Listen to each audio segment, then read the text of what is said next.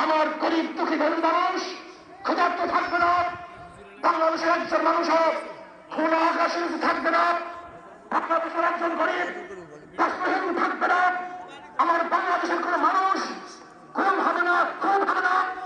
বাংলাদেশের ব্যবসায়িক চাঁদাবিত হবে না, বাংলাদেশের প্রত্যেক নাগরিক অধিকার বাস্তবায়ন হবে, তারা শান্তিতে বসবাস করতে পারবে, নির্বিঘ্নে ঘুমাতে পারবে, আমার মা বোনরা ইজ্জত দিয়ে রাস্তা চলাফেরা করতে পারবে, বাংলাদেশের মসজিদ থাকবে, মাদ্রাসা থাকবে, দাড়ি থাকবে, টুপি থাকবে, দাড়ি ভেঙে ইস্তেমাল করতে পারবে না, টুপিকে ছেড়ে চলতে পারবে না, ইসলামের ধর্মকে আর কাজ করতে পারবে না। একটা মানুষ জীবন দিয়েছিল, রক্ত দিয়েছিল, দ্বিতীয়বার দাড়ি টানবে এই দৃশ্য দেখার জন্য মানুষ রক্ত জানাই।